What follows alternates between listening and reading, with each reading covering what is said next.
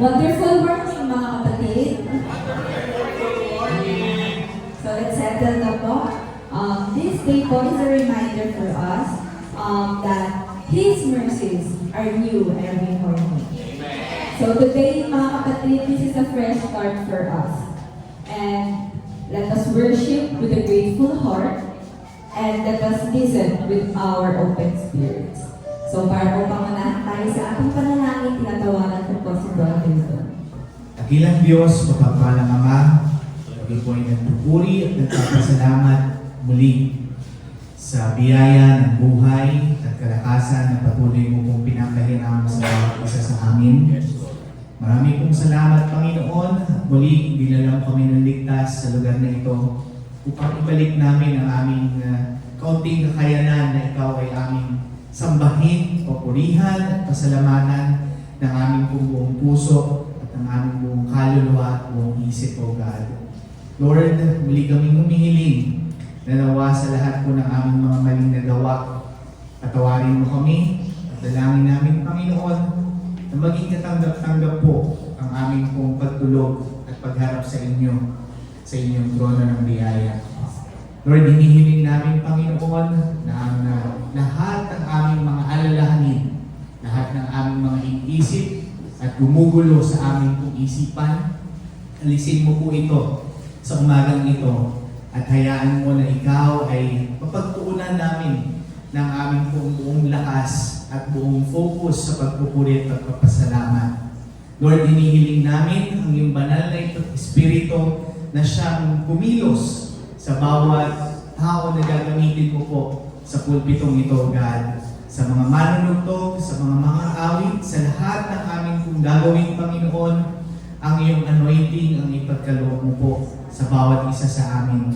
Nawa po ang mga awitin na aming pong inihanda ay maging katanggap-tanggap sa inyo, Panginoon, at maging kalakasan naman namin spiritual, O God.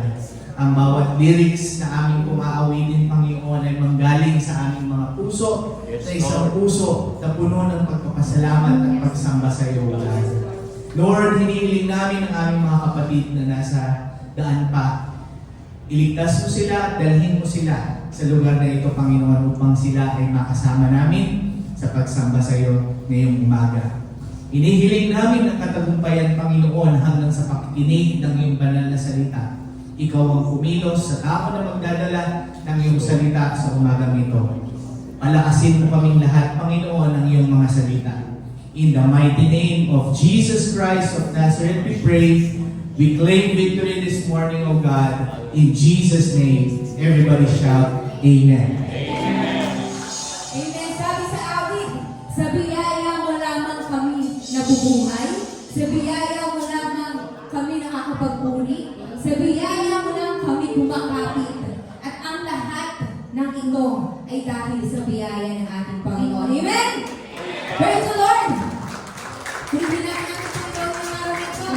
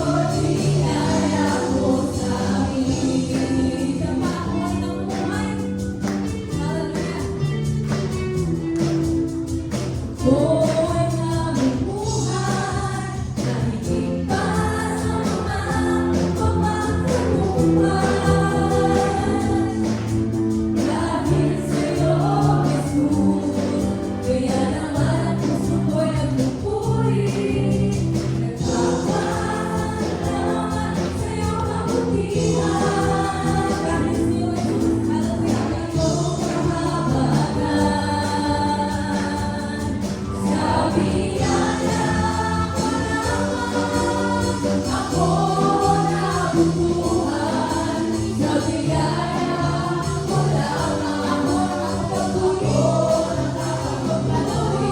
sa biyaya mo lamang ang pagkukumakain ang lahat ito'y biyaya mo sa amin sa biyaya mo lamang ako nabubuhan sa biyaya mo lamang ako nakakapagpuri sa biyaya mo lamang ako kumakain ang lahat ito'y biyaya mo sa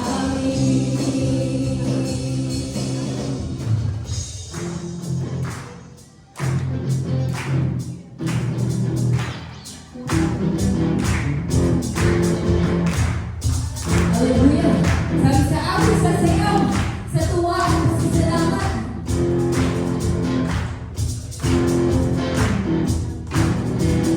Sa sayaw, sa tuwa, at pasasalamat. Sa galak, papupurihan ka. Sa sayaw, sa tuwa, at pasasalamat. Tatalon sa galak, at papupurihan ka. Sa sayaw, sa tuwa, at pasasalamat. Tatalon sa galak, papupurihan ka. Papupurihan ka. Sa biyaya mo lamang ako nabubuhan. Sa biyaya mo lamang ako nakakapagpuri. Sa biyaya mo lamang ako kumakain ang lahat ito'y biyaya mo sa amin. Sa biyaya mo lamang ako nabubuhan. Sa biyaya mo lamang ako nakakapagpuri. Sa biyaya mo lamang ako kumakain ang lahat ito'y biyaya mo sa amin. Lahat ito'y biyaya mo sa amin. Ang lahat ito'y biyaya mo sa amin.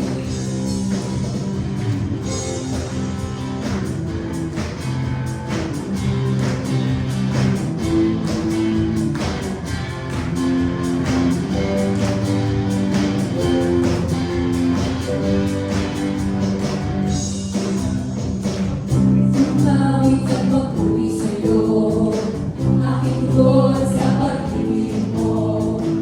Langit at lupa sa'yo sasamba, O Diyos mundo, Diyos purihin ka. Dakila kang talaga. Ang pumawit at magpuri sa'yo, aking Diyos sa pag-ibig mo. Langit at lupa sa'yo sasamba, O Diyos purihin ka, Diyos purihin ka. Dakila kang talaga. Ikaw ang hinahanap ko sa buhay ko ito. Pag wala ka ay di makumpleto. Sumasamba sa'yo, nagkasagana ng kasiyahan. Tunay na nagdarap ako.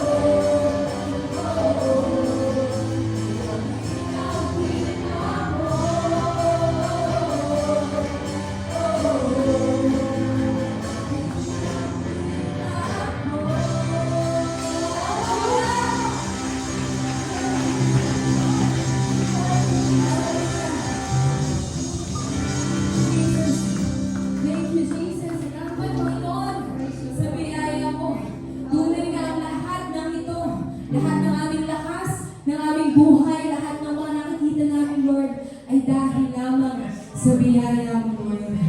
Hallelujah. Maraming salamat, Lord, sa malayang oras na pinagkaloob mo sa bawat isa sa amin papurihin at sambahin ka, Panginoon. Hallelujah. Kaya sa oras na ito, patuloy kami na lumalapit sa iyong kabanalan, Panginoon. Hallelujah. Jesus.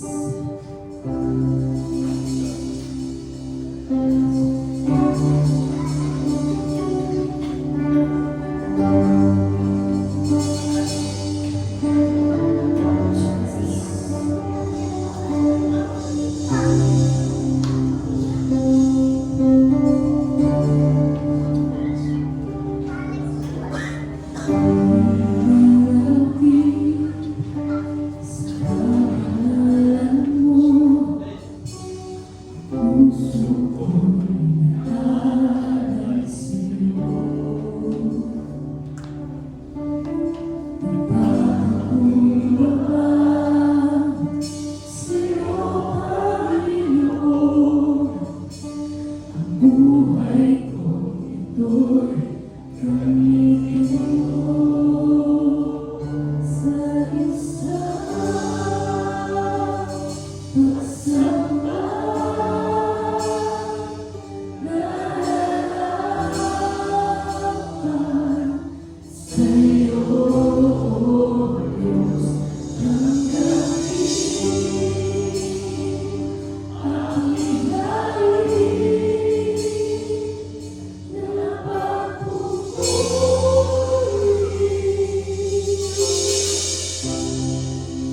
Señor Jesus.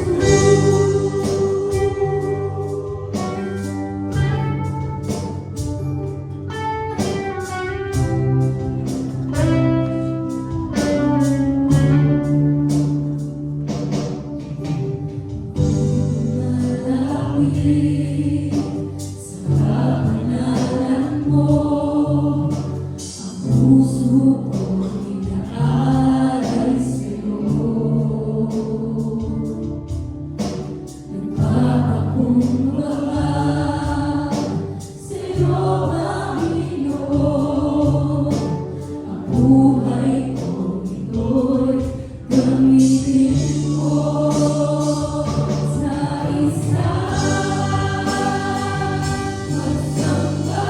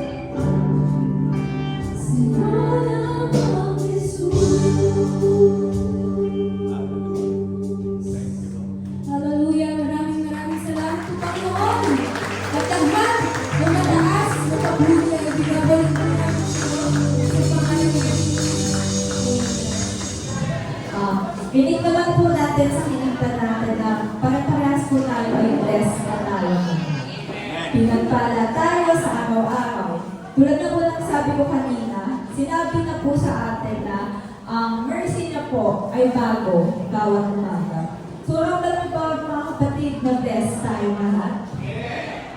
Kasi sa totoo lang mga kapatid, sa pagdilat pa lang natin sa umaga, parang malaking blessing na po yun sa atin.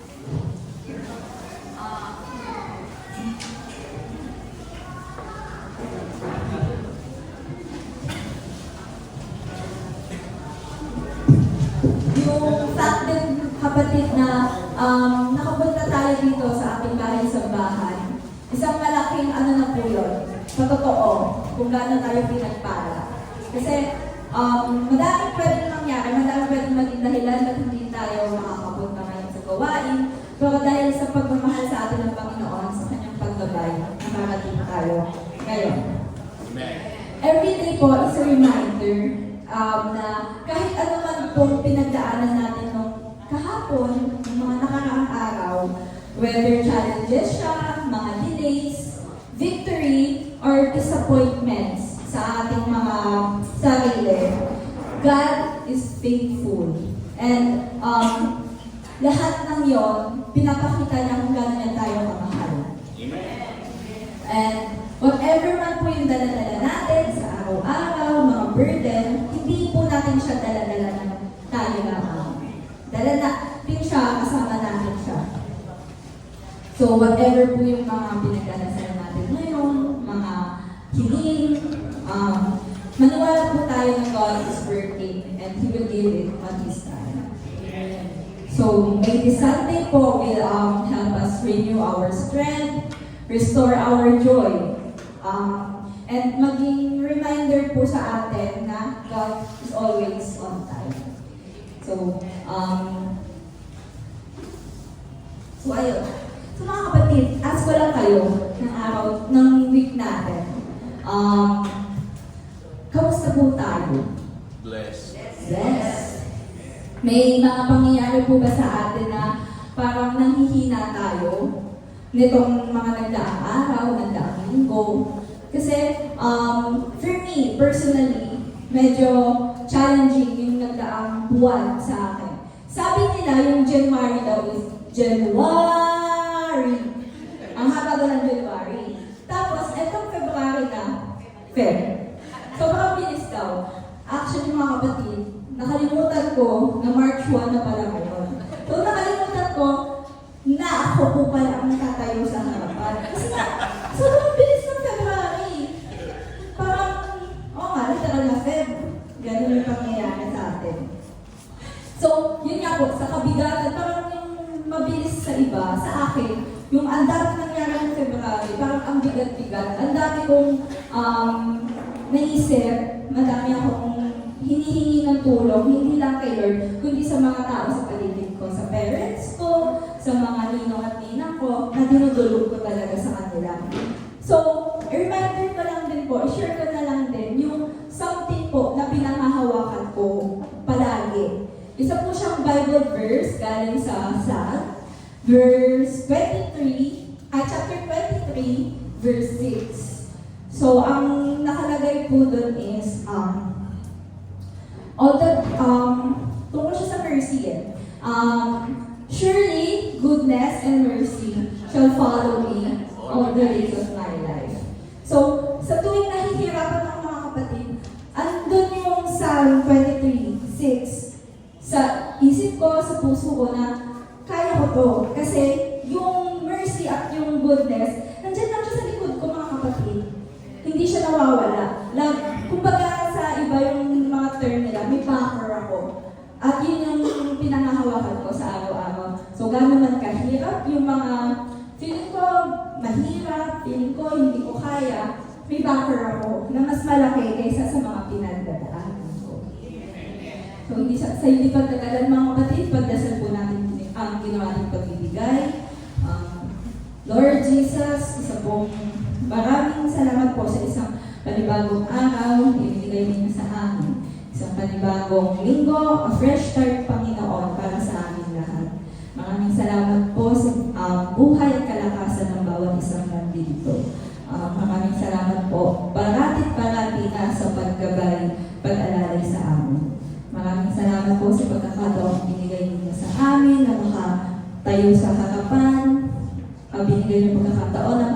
papuri sa inyo. Maraming salamat po sa pagkakataong binigay niyo sa amin na makapagbigay sa inyo. Makapagbalik ng mga nararapat sa inyo. Lord Jesus, kayo po ang bahala po sa amin na gumabay kung paano namin gagamitin ang mga handog na ito sa ilalim pang ikalalago po na gawain natin. Kayo po ang bahalang gumabay sa mga hahawak ng handog na ito kung paano po nila gagawin na makakatulong pa at makakapalagana pa po ng salita ninyo. Gabayan niyo po kami sa bawat araw, bigyan niyo po kami ng kaliwanagan sa mangyayari ngayong araw. Hinihingi po namin ang paggabay ninyo. In Jesus' name we pray. Amen. So mga kapatid, hindi na po ako magtatagal dito. Tundako na po tayo sa mahalagang parte ng ating gawain. Tinatawagan ko po ang ating pastor, si Pastor Galo. Mabuti ang Diyos, mga kapatid. Amen. Napakabuti ng ating Panginoon. At sa araw na ito, tulungan nawa tayo ng Diyos na lalo nating maunawaan at maintindihan kung gaano tayo kahalaga sa Diyos at kung gaano tayo Kanyang iniibig. Tayo pong lahat ay tumayo. And buksan po natin ang ating mga Biblia sa aklat ng 1 Corinthians, unang Korinto. 1 Corinthians chapter 6, verse 20. Sabi po rito, for ye are bought with a price. Therefore glorify God in your body and in your spirit, which are God's. Tayo po lahat ay sumandaling yung po. Tayo po lahat ay manalangin. Ama naming Diyos na makapangyarihan sa lahat, pinupuri ka namin at pinasasalamatan, Ama, sa lahat ng iyong kabutihan sa amin. Salamat po sa buhay, sa kalakasan, sa lahat ng mga biyaya at pagpapalang patuloy mong ipinagkakaloob sa bawat isa sa amin. At sa oras na ito, O Diyos, muli sa aming gagawing pakikinig ng iyong mga banal na salita. Humihingi po kami, Panginoon, ng iyong tulong para sa iyong lingkod na gagamitin, ganoon din sa bawat isa sa aming nakikinig. Ang iyong banal na Espiritu, Panginoon, ang siyang magbukas ng aming mga pangunawa at magpalambot ng aming mga puso sa lahat ng aming maririnig. Nawa, O Diyos, ay makita namin at maunawaan namin ng lubos-lubos ang mensaheng ibabahagi mo sa amin sa araw na ito. Ama, wala po kaming kakayahan. Walang kakayahan ng iyong lingkod ng Diyos. Subalit ikaw ay makapangyarihan. Ang iyong banal na Espiritu ang siyang lumukob sa Kanya. Magsalita ka, Panginoon, sa pamamagitan niya. At ipaunawa mo sa amin ang dakilang mensaheng ito para sa amin lahat. Ikaw, O Diyos, ang aming inaasahan at pinapupurihan sa oras na ito. Ang lahat ng ito ay aming hinihiling sa pangalan ng aming Panginoong Jesucristo. Amen. Makabalik po tayo sa ating mga upuan. Gusto ko pong papagarahan ng aking pangangaral sa umaga ito. I am valuable. I was bought with a price. Ako ay mahalaga. Ako ay pinili sa halaga. Paano ba natin malalaman, mga kapatid, ang halaga ng isang bagay? So, kalagayin, halimbawa, meron kang iniisip na bilhin, paano ko talaga malalaman ang halaga ng isang bagay? Naniniwala ako, mga kapatid, na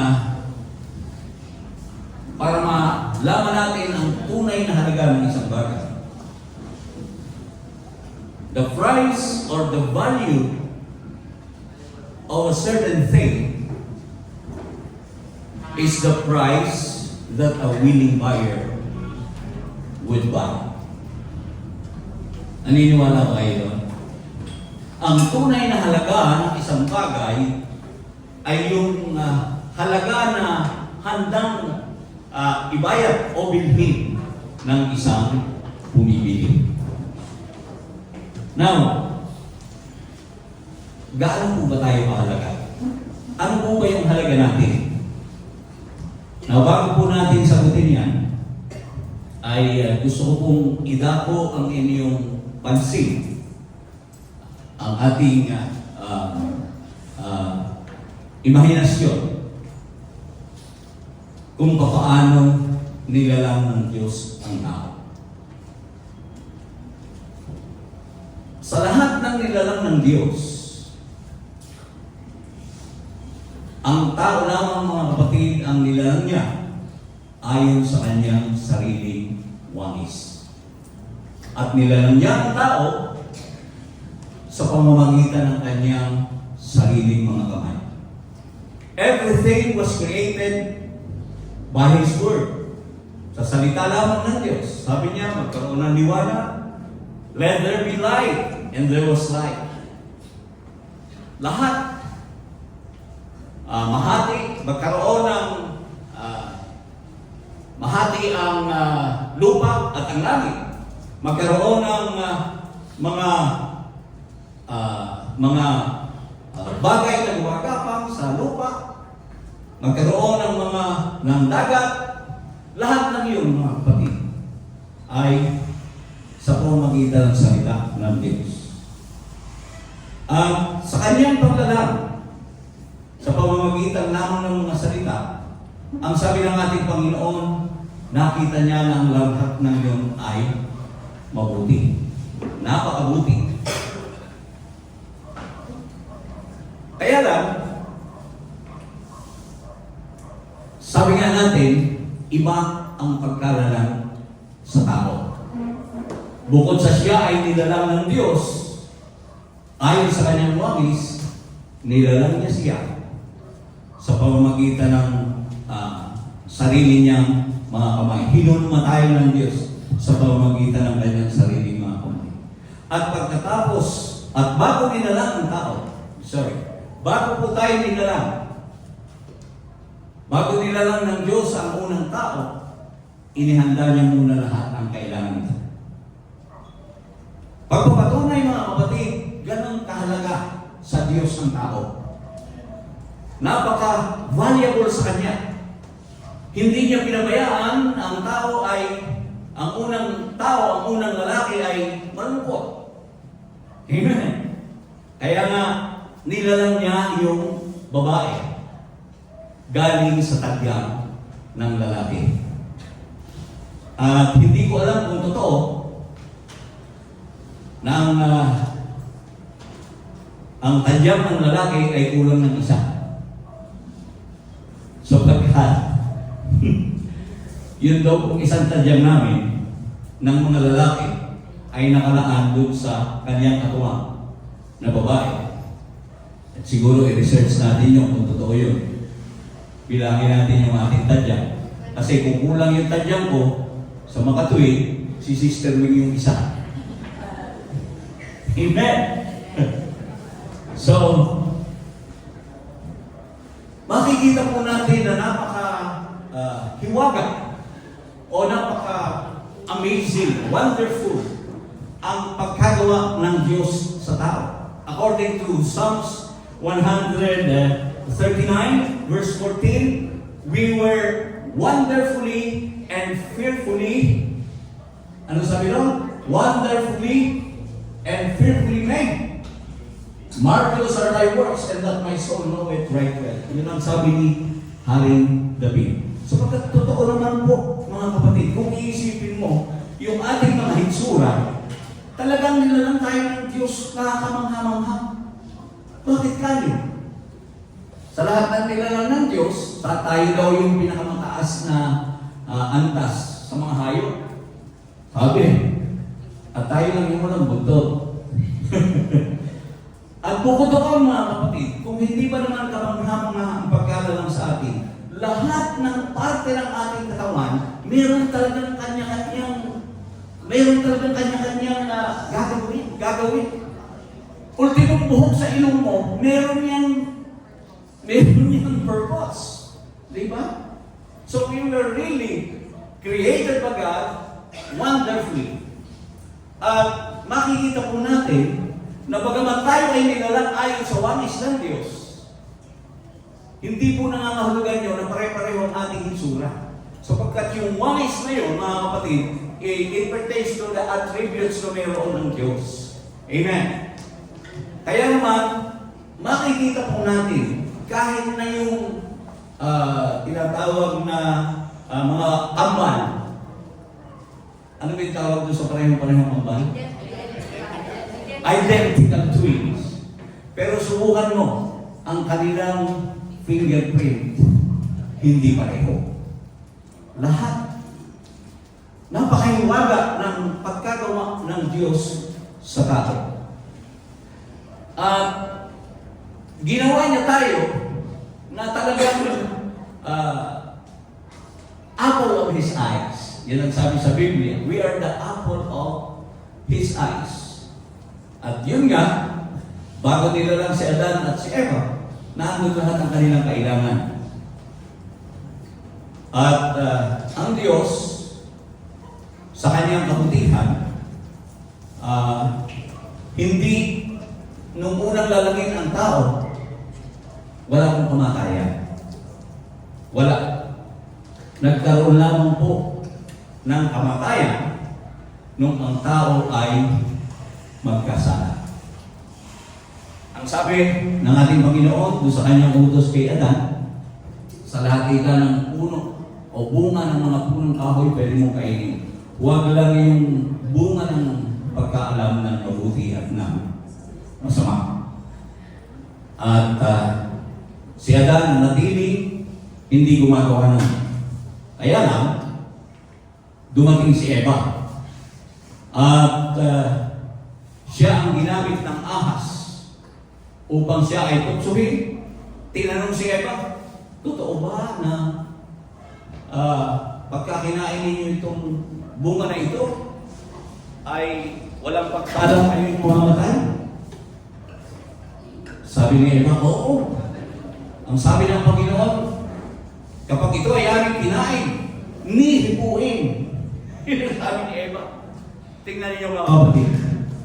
Yung utos ng Panginoon kay Adan, naniniwala ako na sinabi niya yun kay Eva. Kaya alam ni Eva. Pero tingnan niyo ang nangyari. Dinagdagan ni Eva. Sabi ng, ang utos lang naman, huwag kakanin. At hindi po iniutos ni hihipuin. Pero nung si Eva ang magsalita, may dagdag na. Pagpapatunay mga kapatid na hindi talaga siyang direktamente inutusan. So, sabi ng diablo, sabi ng ahas, hindi totoo yun. Pag kinain niya, magiging katulad lang kayo ng Diyos na nakakaalam ng mabuti at ng masama. So, si Eva, to make the long story short, natukso. At kinain niya yan. Sabi ng iba, sino ba yung una nagkasala? Babae o lalaki? Sino mga kapatid?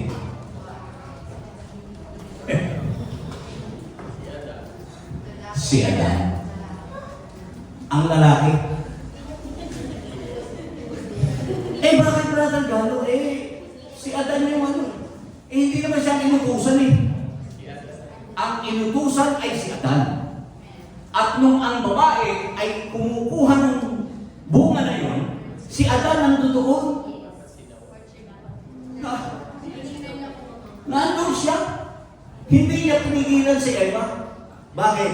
Nagsisiguro si Adan. Tignan mo nga. Kung mamamatay ka. Hindi naman namatay nung kumain. Kaya nung bigyan siya, kumain din siya. Diba? Basahin niyo yung Biblia. Makikita ninyo nandun si Adan or the way nandun si Adan. At hindi si Eva ang inutusan, kung hindi si Adan.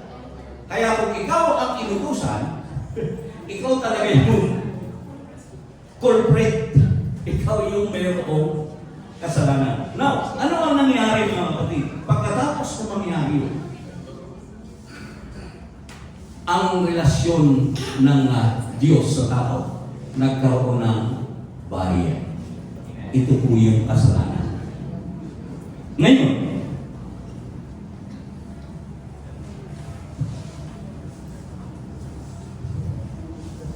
ito pong kasalanan na ito, mga kapatid,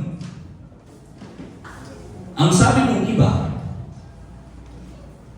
mayroon pong nagsasabi na yun daw pong kasalanan ni Eva at ni Adam ang naging dahilan para mag-conclude na tayong lahat daw ng tao ay nagkasala. At ang sabi nila, kung lahat ng tao ay nagkasala, ultimong bata nagkasala. Nababasahin ko po sa inyo ang Romans. Ito po yung ginagamit ng maraming mga tao, maraming mga mangangaral na ginagamit nila ito para ipakita na ang bata ay kinakailangang bautismuhan din. Romans chapter 5 verse 12. Tingnan ninyo mga kapatid. Sabi rito, kaya kung paano na sa pamamagitan ng isang tao ay pumasok ang kasalanan sa sanlibutan, at ang kamatayan ay sa pamamagitan ng kasalanan. At sa ganito'y, ang kamatayan ay naranasan ng lahat ng mga tao. Bakit ka? Sapagkat ang lahat ay nagkasala. For that, all have sinned. Sa unang tingin, parang may katwiran yung mga tao. Lahat nagkasala. So kung lahat ng tao, ay yung pambata, hindi tao, tao. O di nagkasala. Sa unang tingin. Pero puntahan natin yung 5:19.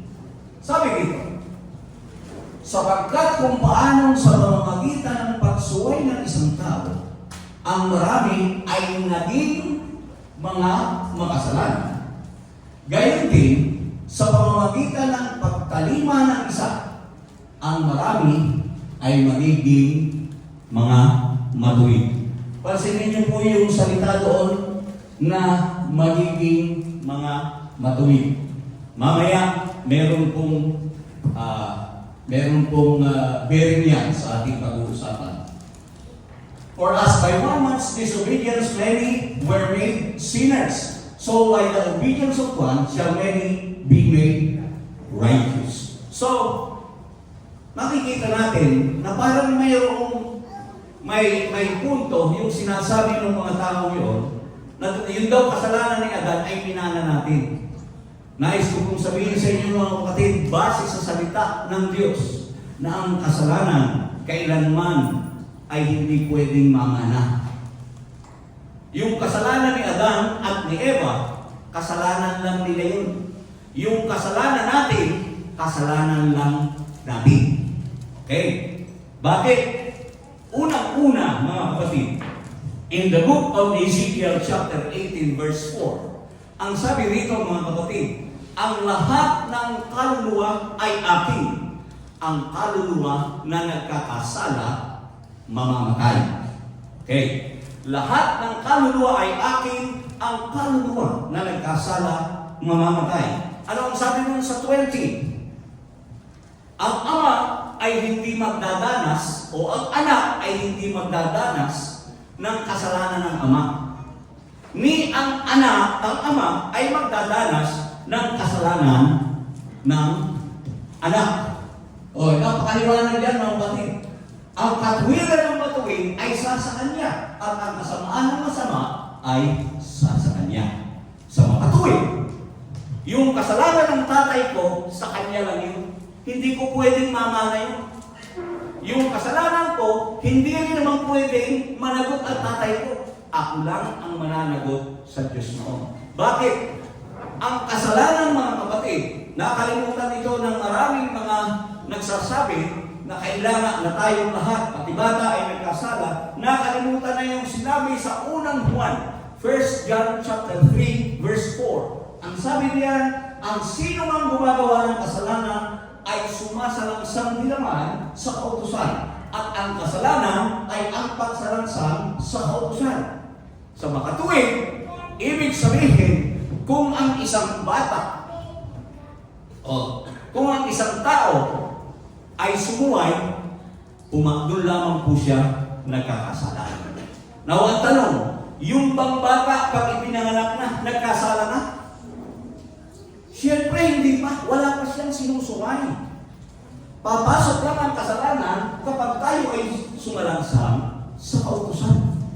Sapagkat ang kasalanan, sin is the transgression of the law. At ibinigay po ang kautusan upang ma-distinguish yung tama at mali. Okay? Ibinigay ang utos para makita natin kung alin yung dapat nating sundin, kung alin yung hindi dapat sundin. At pag tayo ay hindi sumunod doon sa sinabi, ibig sabihin, sumasalangsang tayo doon sa kautusan. At tayo ay nagkakasala.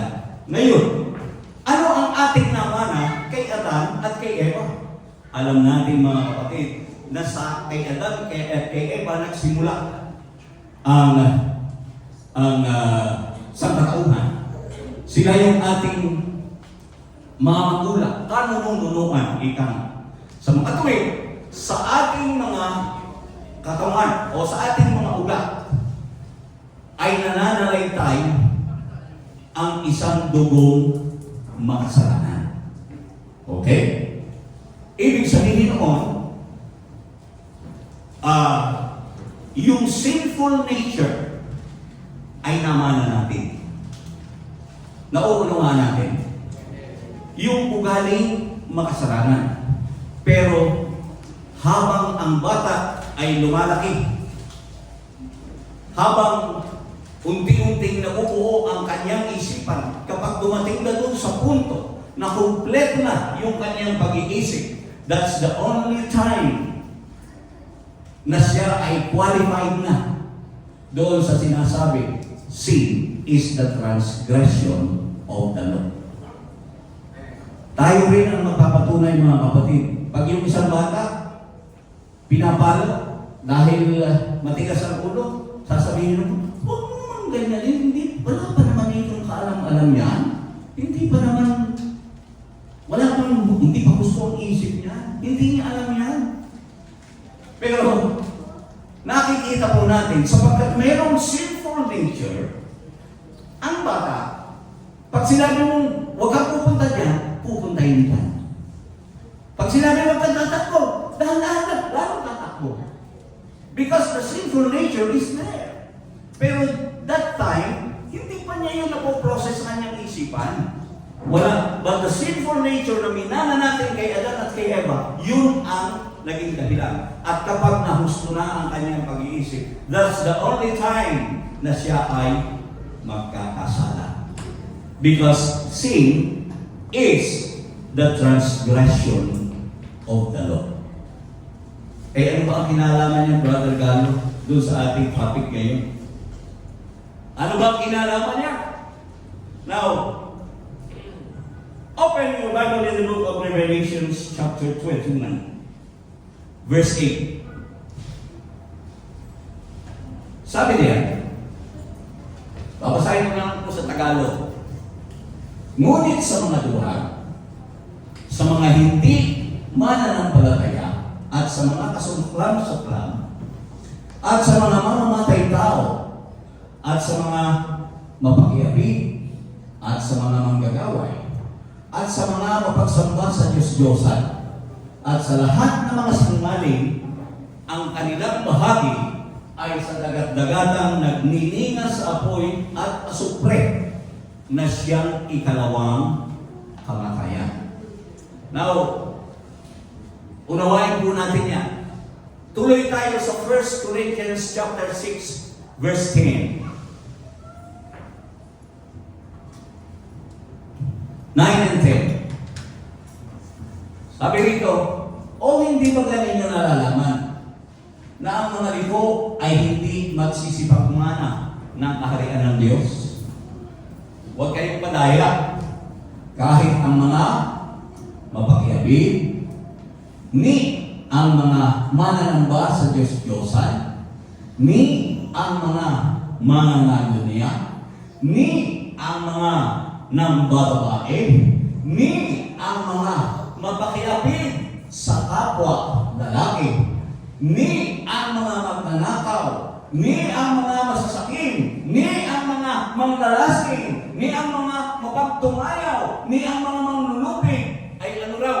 Ay hindi mga mamana ng kaharian ng Diyos. Now, sabihin niyo sa akin mga kapatid, ano po yung lahat na binasa natin? Ano po yun? Kasalanan. Kasalanan. Okay. Lahat ng yon ay kasalanan. Now, sabihin niyo sa akin mga kapatid, doon ba sa mga binanggit dyan, meron bang isang tao na naging exempted man lang sa isa dyan? Lahat. Wala, di ba? Kung ikaw ay hindi mamamatay tao, kung ikaw ay hindi naging mapakiapid, maaaring ikaw ay isang mapagtumayaw. Maaaring ikaw ay sakin. Di ba? Kaya kung mapapansin po natin, sa lahat ng mga kasalanang binanggit dito, ano ang conclusion? Wala tayong pag-asa. Hello? Saan tayo pupunta? Sa dagat-dagatang apoy at asupre na siyang ikalawang kamatayan. Pambihira ka naman galo. Lagi ka. Pinapunta mo ba kami rito para lang takutin? Kapatid, hindi. Ibinigay sa atin ang mensaheng ito para ipakita sa atin, mga kapatid, kung gaano tayo kahalaga at kung gaano tayo kamahal ng Diyos. We are doomed. Actually, totoo yung sabi, lahat ay nangagkasala. Sapagkat nung tayo ay magkaroon na ng isip, mga kapatid, ang ating pong mga sarili, we are bent to sin. Totoo yun. Sapagkat meron tayong sinful nature. Pero, ang napakagandang balita nito, mga kapatid, sapagkat napakahalaga ng Diyos, sa atin, napakahalaga natin sa Diyos. Okay. Sapagkat gayon na lamang talaga ang kanyang pagmamahal sa atin. Ang sabi sa 1 Timothy chapter 2 verse 4, sabi niya, na siya may ibig na ang lahat ng mga tao ay mga ligtas at mga kaalam ng katotohanan. Hindi po ninais kailanman ng Diyos na ang tao ay mapahamak. Ang gusto niya, lahat tayo ay mga ligtas. Kaya naman, alam ng Diyos na wala tayong magagawa sa ating mga sarili. Amen? Talagang wala tayong mapag-asa sa ating mga sarili. Sapagkat pag sinabi natin, sino ba ang hindi nagkasala? Nagkasala tayong lahat. Ang sabi sa Biblia, ang kabayaran ng kasalanan ay kamatayan. Subalit, ang kaloob na walang bayad ay buhay na walang hanggan. Kay Kristo Jesus na Panginoon natin. Palakpakan natin ang ating Diyos. Now, alam ng Diyos na talagang wala tayong pag-asa. At alam din ng Diyos na anuman ang gawin ng tao, anumang hain ang ibigay natin sa Diyos, anumang sakripisyo, walang magagawa. Kahit mismo ang ating buhay ay hindi pwedeng ialay para sa kapatawaran ng ating kasalanan. At ang sabi ng ating Panginoon sa pamamagitan ni Apostol Apostol Pablo, in the book of Hebrews chapter 9, verse 22, maliban na may mabuhos na dugo, walang kapatawaran ng kasalanan. Lahat ng bagay nililinis ng dugo. Pero, sabi niya, maliban na sa pagkabuhos ng dugo, ay walang kapatawaran. Ito po ay salita ng Diyos. At kahit kailan, ang salita ng hari ay hindi mababalik. Amen. Alam ng Diyos yun. Hindi niya pwedeng baliin yung kanyang salita. Kaya naman, dahilan sa kanyang napakadakilang pag-ibig, ano ang kanyang ginawa? Yung pamilyar na talata sa atin.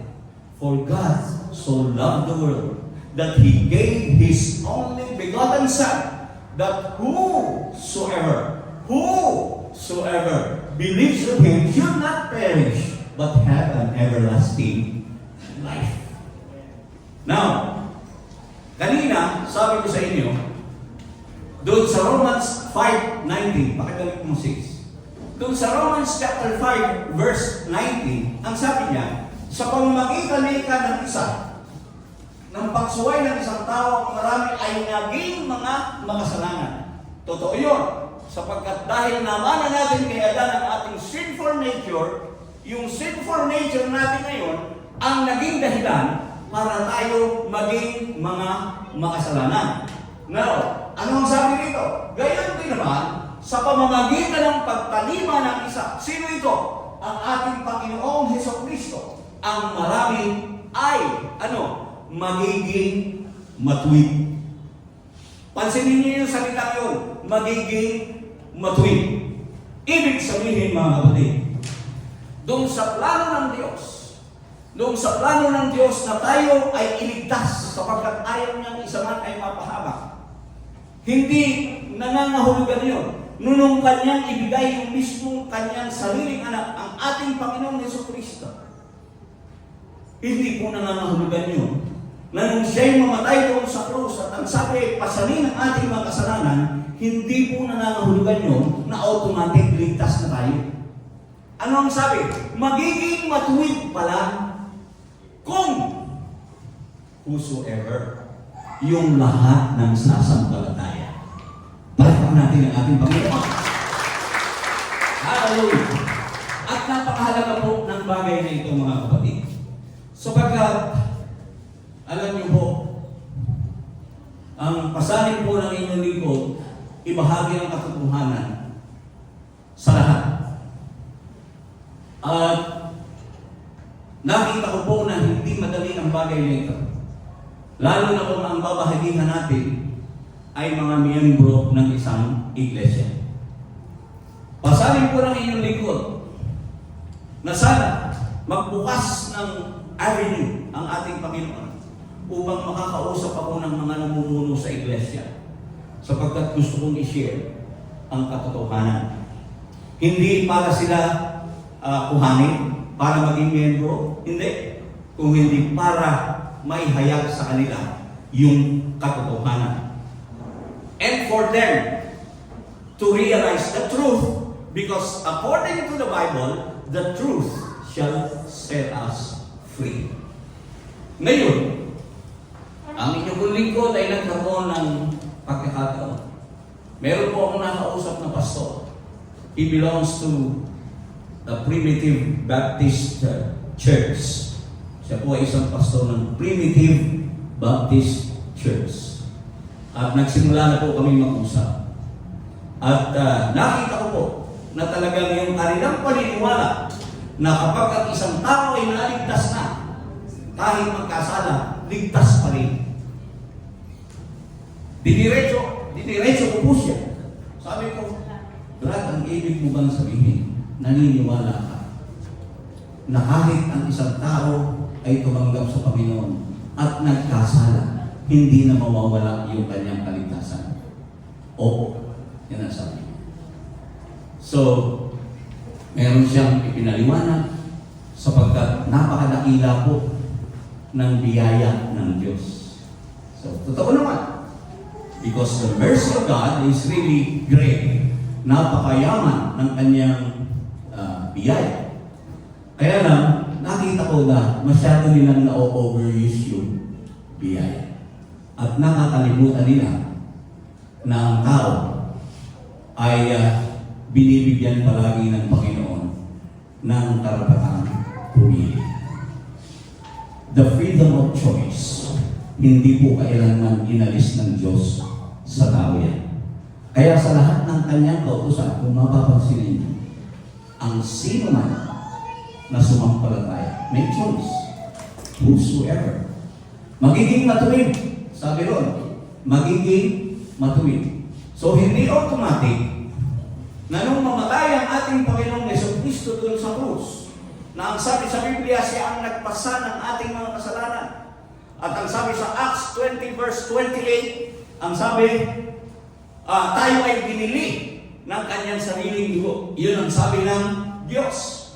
Sabi ni Apostol Pablo, ingatan din kanin yung kawan na binili ng Diyos ng kanyang sariling dugo. Kaya makikita po natin kung gaano tayo mahalaga sa Diyos. Alam natin ano ang kalagayan ng Diyos. Siya ay isang Espiritu. Amen. Kung Espiritu, walang dugo. Pero dahilan sa mahal na mahal tayo ng Diyos, at ito po yung napakadakilang bagay na ginawa talaga, pinlano ng Diyos. He devised a plan of salvation to us. So great, napakadakila. Isang biyaya, sapagkat wala po tayong ibang gagawin kung hindi sampalatayanan yun. Yung kanyang sariling dugo. Paano nagkaroon ng sariling dugo ang Diyos? Ang sabi sa Biblia, yung Diyos na isang Espiritu ay nagkatawang tao sa katauhan ng ating Panginoong Jesucristo. Kaya ang ating Panginoong Jesucristo, siya po yung namatay doon sa krus, nabuhos ang kanyang dugo sa katubusan ng ating mga kasalanan. At kung tayo ay natubos sa ating mga kasalanan, ang sabi ng kausap ko na pastor, ang sabi niya, napakadakila, napakamakapangyarihan ng dugo na yun. Na yung kasalanan natin, lahat ng kasalanan natin, pinatawad na. Pinatawad na. Kaya kahit na ikaw ay patawarin, ang sabi niya, ikaw ay pumapasok na doon sa biyaya ng Diyos ngayon, na kahit magkasala ka pa, kapag sa'yo bumalik, ligtas ka pa rin, dahil mahal ka ng Diyos. Medyo hindi kami nagkasundo doon, at mag-uusap po kami muli. Hindi po kami nag-aaway, kaya napakaganda ng aming pag-uusap. Kami po ay nagpapaliwanagan ng maayos. And naniniwala ako mga kapatid na ang Diyos ang kikilos, siya ang gagawa ng paraan para ma-schedule ulit yung aming pag-uusap. Sapagkat kung muli kami mag-usap, ay very willing pa naman siya na ako ay tanggapin sa kanilang tahanan. Salamat sa Panginoon. Ngayon, makikita po natin dito mga kapatid, kung gaano kadakila yung pag-ibig ng Diyos at kung gaano tayo kahalaga sa Panginoon. Wala siyang dugo, gumawa siya ng katawan na may dugo. Kailangan mabuhos yun para sa ating mga kasalanan. Hindi mo ba kayang unawain yun? Kaya naman, ang sabi niya, in Ephesians chapter 2 verses 8 and 9, we are saved by grace through faith. Through faith. Not of works, lest anyone should boast. Hindi sa pamamagitan ng sarili nating mga gawa. Kung hindi sa pamamagitan ng dakilang plano ng Diyos na kaniyang pinlano upang tayo ay huwag mapahamak. Isa man ika ay huwag mapahamak. Pero, bagamat nabuhos ang dugo ng ating Panginoong Jesucristo para sa ating mga kasalanan, available lang yung kaligtasan. Ang makakatanggap lang noon, una, ay yung mga sasampalataya sa kanyang ginawa. And pag sinabi natin sasampalataya, hindi po nangangahulugan yun na just the mere saying that you believe on what Jesus Christ did for us, automatic ligtas ka na. Dahil yung pananampalataya na yun, meron pong proseso na dapat nating pagdaanan. Ano yun? Ang sabi sa Biblia, ang ipangaral ng Ebanghelyo sa lahat ng kinapal. Ano yung Ebanghelyo? Na si Jesus ay namatay, siya ay nalibig, siya ay nabuhay na maguli para sa ating mga kasalanan. Kailangan mo sa palatayanan yun. At ang sabi, ang sumampalataya at mabautismuhan maliligtas. So makikita po natin mga kapatid, na hindi lang nakalagay doon ay sumampalataya. Merong kasamang bautismo. Now, ang sabi nung kausap ko, yun daw pong bautismo ay gawa. Eh, totoo naman, yun po ay gawa ng pagsunod. Okay? At yun po, mga kapatid, ay iniutos ng ating Panginoon na sa kanyang utos, hindi niya inalis yung bautismo. Bakit? Sapagkat nais ng Diyos na tayo ay makalapit doon sa kanyang kamatayan. Tayo ay malibig, nakalapit niya, at tayo ay mabuhay din naman, nakalapit niya. Eh, paano ba nangyayari yun? Kasi kung doon sa sinasabi nila na hindi na kailangan ika ang bautismo para sa kaligtasan. Ang sabi kasi ng kausap ko, tinanong, ang bautismo ba ika ay nagliligtas? Sabi ko, ang nagliligtas ay Diyos. Pero, kasama yan sa proseso na itinuro ng Diyos. Sapagkat, ang utos, ang sumasampalataya saan? Sa Ebanghelyo. At mabautismuhan ay ano?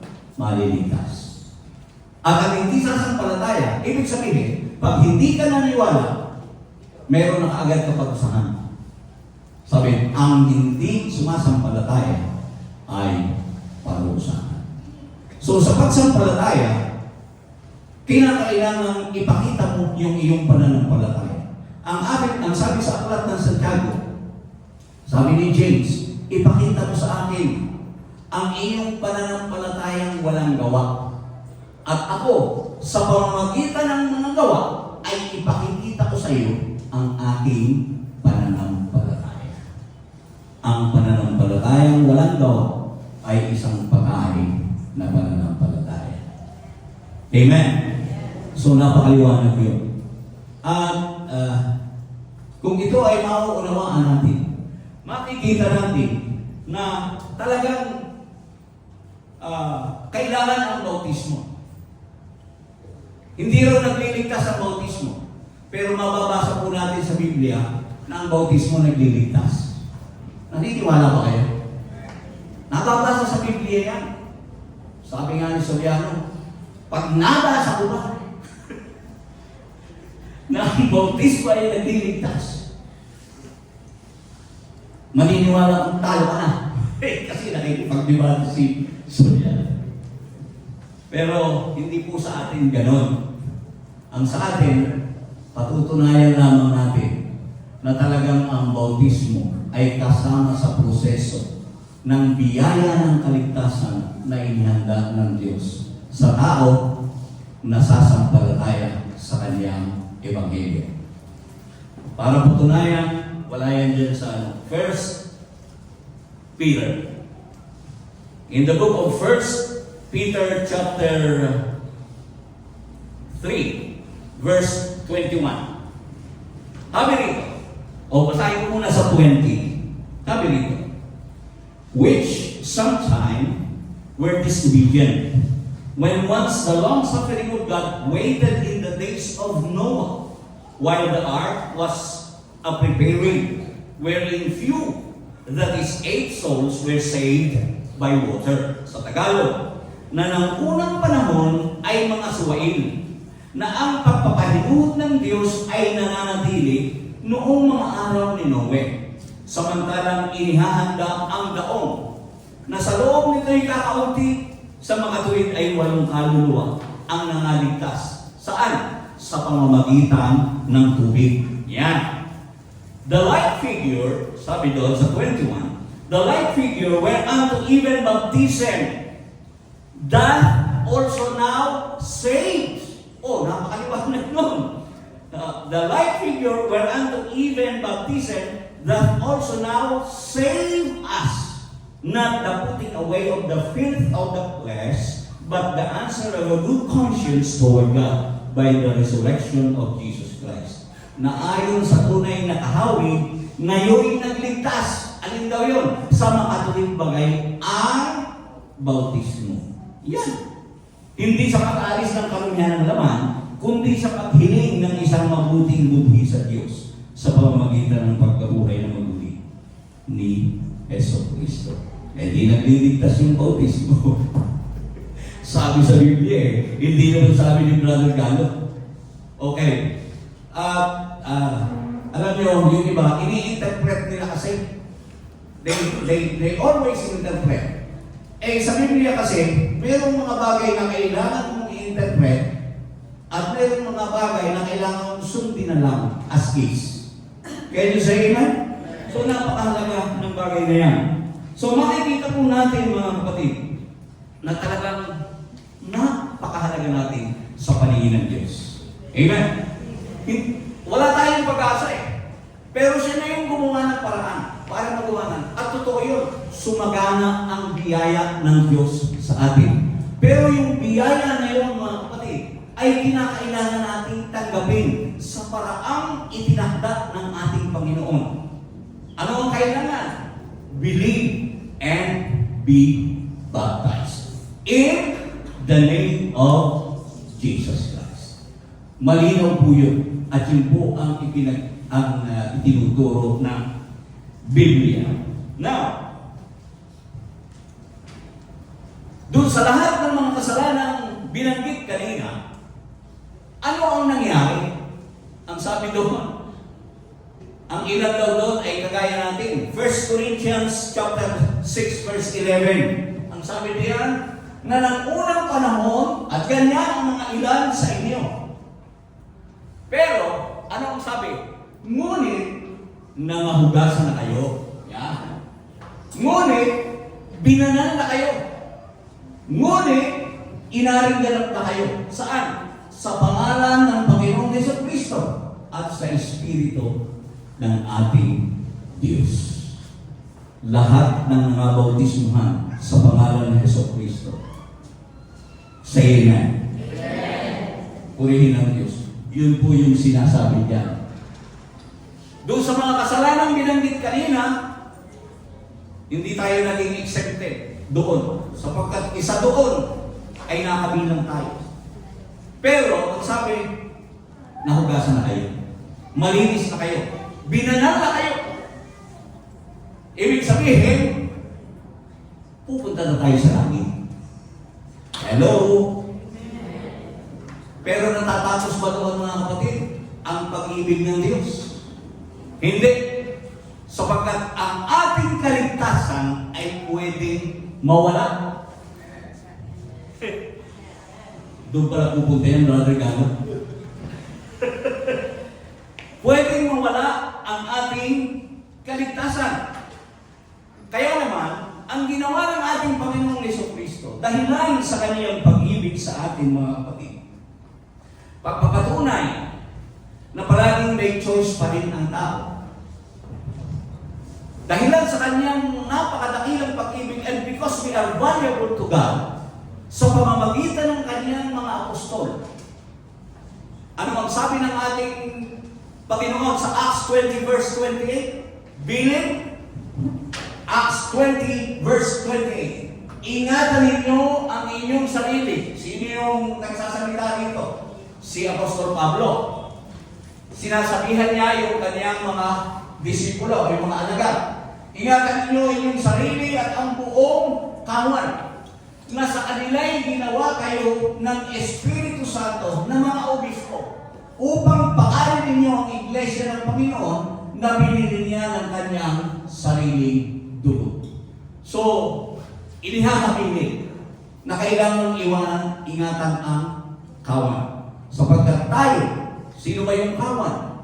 Tayo po yun. Yung mga sumampalataya. Tayo yung sheep. And Jesus Christ is the shepherd. Hallelujah. So, ingatan daw po natin. Sabi kayo ni Apostol Pablo, dapat daw ingatan. Inuutosan niya yung mga ginawang obispo, yung mga nagtuturo.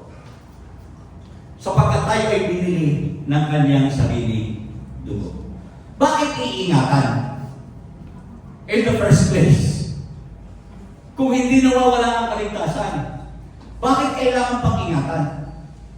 Nabili na nga ng kanya sariling dugo eh. Di ba? Dito lang makikita na natin na talagang pwedeng mawala yung kaligtasan. Sapagkat pinaiingatan eh. Ano ang purpose para ingatan ka? Kung ikaw ang maligtas eh, lagi ka nang ligtas. Kahit pagkasala, ligtas ka pa rin. Hindi ito nauunawaan. Kasi, hindi nila ina-analyze. Hindi nila ina-analyze. Ang sabi, search the scriptures. At kung sa pag-search, dapat napakalaga ng pag-unawa. Understanding. The fear of the Lord is the beginning of wisdom and understanding. Napakahalaga naman mga kapatid. Ngayon, nung tanggapin natin ang ating kaligtasan, nais ng Diyos na tayo ay ma-preserve doon. Kaya ang sabi niya in Ephesians 2:10, ang sabi niya doon, we are His workmanship. Okay? We are His workmanship, created unto good works, which He prepared before us. Prepared for us before the foundation of the world. Bago pa lang, prepared for us. Inihanda niya sa atin para siya natin lalakaran. Kayo ay basahin nga natin. Ephesians 2:10. Sabi rito, sapagkat tayo'y kanyang gawa na nilalang kay Kristo Jesus. Para saan? Sa mabubuting gawa na mga inihanda ng Diyos ng una upang siya natin lakaran. So ganito yung ginawa ng Diyos sa atin. Iniligtas muna tayo. Dahil wala tayong magagawa. So iniligtas muna tayo. At kung tayo sumampalataya, nung sundin natin yung proseso, ibig sabihin, tayo ay bago na nilalang. Ngayon, bilang bagong nilalang, meron tayong daan na lalakaran. Ito po yung sinasabi dito. Para saan? Mabubuting gawa. Ngayon, tanong, kung lalakad ka ba dyan, maliligtas ka? Siyempre. Mananatili ba yung kaligtasan sa'yo? Siyempre. Kung hindi, mananatili pa ba? I don't think so.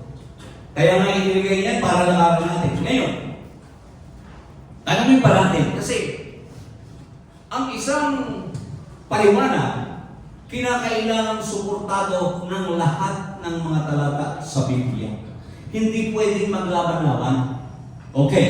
Ang sabi sa John chapter 15, verses 1 to 6. Okay, unawain natin mga kapatid ha. Mahal tayo ng Diyos, kaya mayroong ganitong utos. Sabi rito, ako ang tunay na puno ng ubas, at ang aking ama ang magsasaka. Ang bawat sanga na sa akin ay hindi nagbubunga, ay ano? Inaalis niya. At ang bawat sanga na nagbubunga, ay nililinis niya upang lalong magbunga. Yan. Kayo'y malilinis na sa pamamagitan ng salita na sa inyo'y aking sinalita. Kayo'y manatili sa akin. Yung salita, kayo'y manatili sa akin. Is it a choice? Yes. Mamimili ka kung gusto mong manatili o hindi. So hindi kailanman dinuminahan ng Diyos ang ating freedom of choice. Kahit ligtas ka na, nandun pa rin ang pag-ibig ng Diyos sa iyo, sapagkat alam ng Diyos na sa lamang ito ay walang nananahang mabuti. Alam ng Diyos na hanggang tayo ay nasa laman, tayo ay magkakasala. And as a matter of fact, I asked that pastor na kausap ko, Pastor, naniniwala ka ba na kahit tayo ay iniligtas ng Diyos, nagkakasala pa rin tayo? Yes, sabi niya. So kung tayo ay nagkakasala pa rin, Pastor, ang sabi sa Biblia, walang makasalanan aakyat sa langit. Babalik na naman siya dun sa pinatawad na ng Diyos yun. Pinatawad na ng ating Panginoong Hesukristo yun. Pinasal niya ngayon. Great is the mercy of God. Great is the grace that napaka-dakila ikanong biyaya na yun. Pero dito, masasabi mo ba, nasakop ito ng biyaya yun? Hindi. Bakit? Kayo'y malilinis na sa pamamagitan ng salita na sa aking sinalita. Kayo'y manatili sa akin. At ako sa inyo. At ako'y sa inyo. Ibig sabihin, kung mananatili ka, if you will stay connected with Christ, then Christ will stay connected with us. Amen? Okay. Kayo'y manatili sa akin at ako'y sa inyo. Gaya ng sanga na di makapagbunga sa kanyang sarili, maliban na nakakabit sa puno. Gayon din naman kayo. Maliban na kayo'y manatili sa akin. Tanong, kung ikaw ay nagkasala, nananatili ka ba kay Kristo? Of course not. Sabi sa Biblia, kung sino yung sinusunod mo, yun ang Panginoon mo. O di ba? So, ibig sabihin, mawawala yung kaligtasan pag tayo nagkulang, pag tayo nagkamali? Yes. Pag tayo nagkasala, kahit ligtas na tayo, pwedeng mawala yung kaligtasan. Pero mayroong magandang balita. Sabi sa Biblia, 1 John 1:9. Okay. Assurance of forgiveness. Sabi dito, kung inyong ikukumpisa ang inyong mga kasalanan, siya ay tapat at banal na kayo ay patatawarin. Analyze again the word. If you will confess your sins, He is just, righteous and just, to forgive us and cleanse us from all our iniquity. Tayo ay siya tapat at banal na tayo ay patatawarin at lilinisin sa lahat ng ating mga kalikuan. I-analyze mo yun. If, okay, meron na namang if. Pag sinabing if, may choice ka na naman. Di ba? Pipili ka na naman. Mangungumpisang ba ako o hindi? Sasabihin ko ba sa Diyos na sorry po, Lord? Mga kapatid, yun ang kaibahan natin ngayon. Doon sagana ang biyaya ng Diyos sa atin. Sapagkat tayo, mga kapatid, once that we acknowledge our sin in front of Him, burado agad yun. Because that's God's mercy. Doon po kumikilos ang biyaya ng Diyos. Because we are valuable.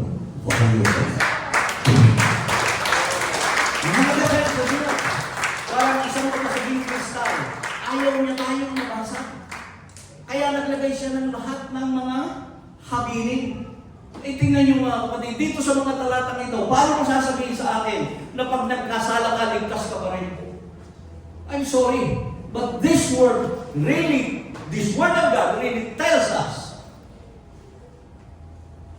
that sin will not bring us to heaven. Amen? Pero, sapagkat tayo nahuhugasan na, meron na tayong, binigyan na tayo ng karapatan. Yan. Binigyan na tayo ng karapatan maging kanyang anak. Lahat ng sa kanya'y nagsitanggap. Doon na naman tayo. Lahat ng tumanggap. Yung bang pagtanggap, choice. Di ba choice din yun? Kung ayaw mong tanggapin, bibigyan ka ba ng karapatang maging anak niya? Of course not. Siguro naman, ay mas lalo pa nating pagpupurihan ng Diyos kapag sinabi, nabasa natin yung 1 Corinthians chapter 10, verses 12 and 13. Okay, sabi rito, kaya ang may akalang siya'y nakatayo Sino yung nag-aalang nakatayo? Once saved, always saved. O, diba? Mag-ingat na baka mabuwal. O, hindi pwedeng mabuwal. Diba? Okay. Hindi dumating sa inyo ang anumang tukso, kundi ang matitiis ng tao. Datapwat, tapat ang Diyos. Mahal kasi tayo ng Diyos eh. Hindi niya itutulot na kayo tuksohin ng higit sa inyong makakaya. More than you can bear. Assurance of victory. Na, kundi kalakit din ang tukso, ay gagawin naman ang paraan ng ng pag-ilat upang ito'y inyong matiis. May choice? Yes! May paraan eh. Sapagkat dakila ang biyaya ng Diyos. Yung tukso, pahiling tulutan niya. Pero yung tukso na ibibigay sa iyo, alam niya, he-make sure na kaya mong tiisin. Sapagkat dun sa tukso na yun, mayroong nakalakip na paraan para umilan. At yung paraan na yun, dapat mong alamin. Choice yun. Hello? Eh, napakaliwanag po nito. At sa lahat ng ating pinapasa nito, sasabihin mo ba sa akin, once saved, always saved? Of course not. Sapagkat nawawala ang kaligtasan. Another verse, hindi ito kasama dyan. Pero naalala ko na, Romans chapter 11.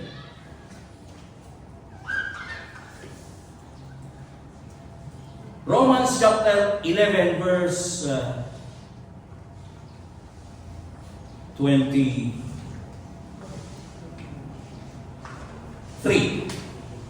Ay, 22. Tingnan niyo Sabi rito, behold therefore the goodness and severity of God. Sabi niya, on them which fell, severity. Yan.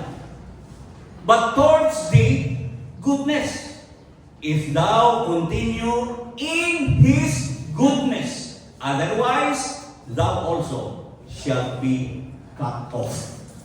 Oh, tingnan mo masdan mo ang kabutihan at ang kabagsikan ng Diyos. Ang kabagsikan, saan daw? Sa nahulog. Sa nangahulog. Datapwat, ang kabutihan ng Diyos ay sa iyo. Kung Kung mamamalagi ka sa Kanyang kabutihan. Choice or not? Eh, lagi choice di ba? Kung mamamalagi ka sa Kanyang kabutihan, kung hindi, sa ibang paraan, ikaw man ay puputulin. Palakpakan natin ang ating Panginoon. Hallelujah. That's how valuable we are sa ating Diyos. Mapapahamak sana tayo, pero napakahalaga natin sa Kanya. Gumawa siya ng paraan para tayo maligtas, magkaroon ng kaligtasan. Pinlano na yun. He devised it before the foundation of the world because of His foreknowledge. Dahil lang sa Kanyang alam. Alam niya na ang tao ay laging magkakasala. Lagi. Kasi nasa laman. Kaya naglagay siya ngayon ng mga bagay na makakaprotekta sa atin. Ito nga yung muyabasa natin ngayon. Ito yung pinag-aaralan natin ngayon.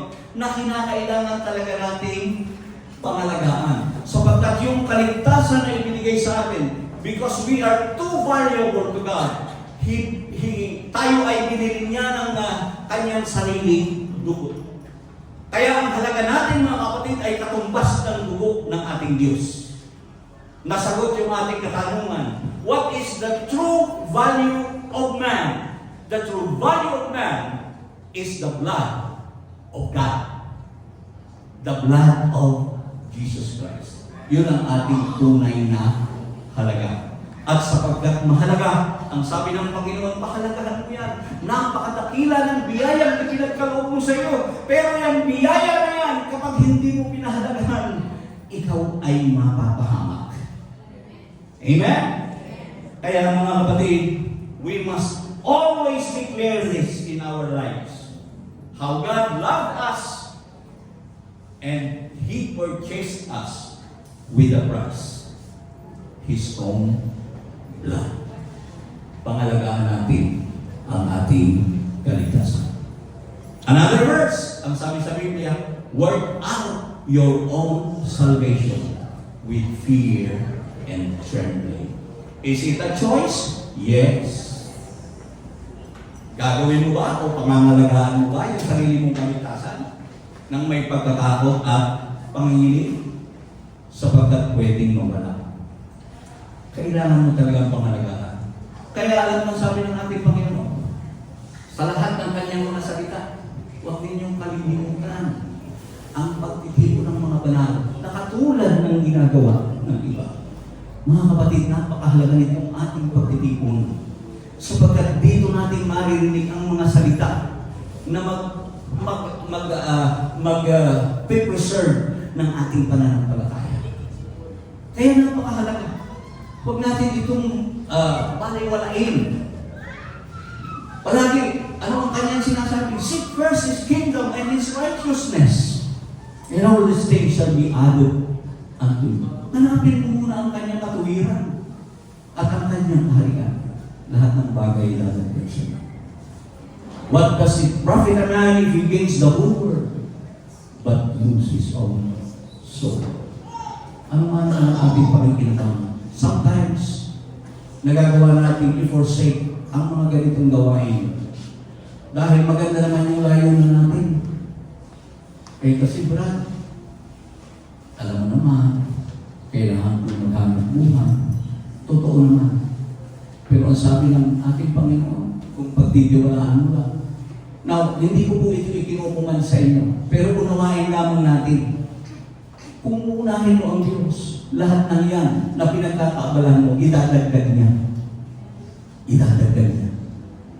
Kaya dyan natin makikita kung gaano kahalaga tayo sa ating Panginoon. Inilagay niya na lahat eh. Narito lahat sa Biblia.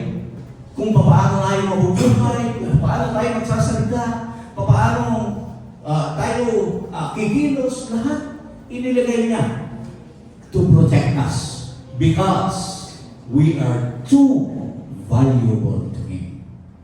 We are bought with a price.